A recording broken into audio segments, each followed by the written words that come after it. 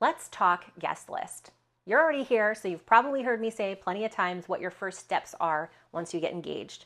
But one of the first steps is to design your dream guest list. What does that mean? That means if you had unlimited funds, unlimited space, and you just were having this epic, huge party, who are all the people that you want to have invited to that? Now, what you want to do is write that on a list. You and your fiance want to do that. You also want to consult your family and your friends, make sure that you didn't forget anybody. If somebody is helping you fund this thing, you also want to run it past them and see if there's anybody that you missed that they want to make sure is on the guest list.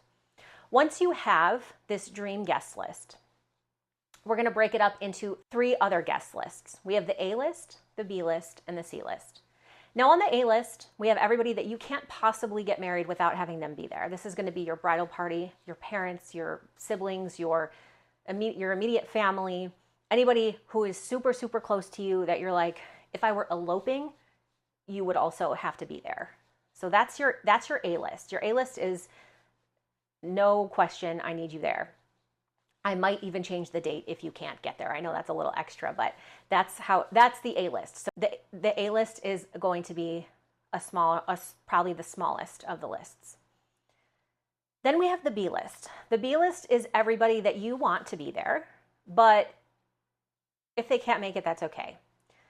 And the B list is also going to be your cousins, your family who maybe isn't immediately really, really close to you, but you like them, you want them to join. Your friends from college, your friends, if you have really close friends from work. Let's say your parents are funding part of this and they say, well, we want our best friends to be there. They would go on the B list. If your parents are not funding this and it's not super, super important to have their guest list also included, then their guest list would go on the C list if you're allowing that in the first place. So the B list is still very, very important, but it's not as important as the A list. So then you're going to go through and we're going to do the C list. And the C list is everybody that maybe work friends, maybe old friends that you hope will be there, or they live out of town, or they live far away and you're not sure if they'll be able to make it, but you still want to invite them. Distant family members, stuff like that, people like that. So we have an A list, which is we're not doing this without you.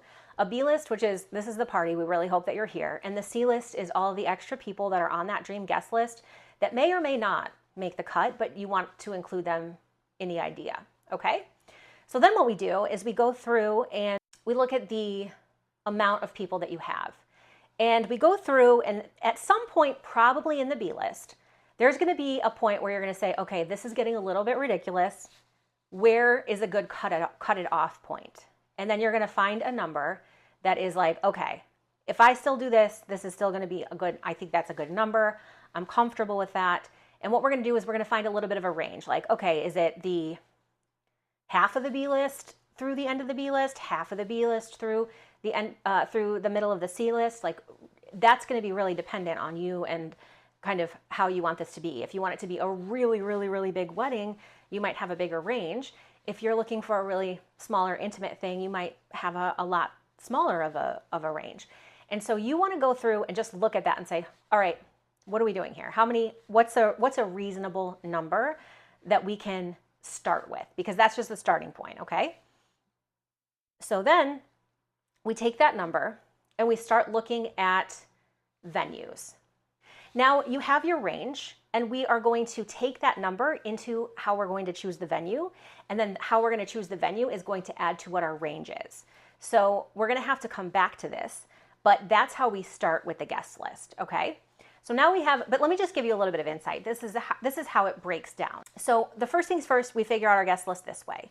Then we go to the venue and we are going to, and I'll tell you about that in another video because we have a whole video on venues. But we're going to have a range that we're going to get from the venue. And the range from the venue that we choose is going to be their minimum. Usually they have a minimum. You have to have at least this many people to have which room or this space or anything like that. So it'll be their minimum to their capacity. And that becomes your range. So we start with our range that we found from our guest list.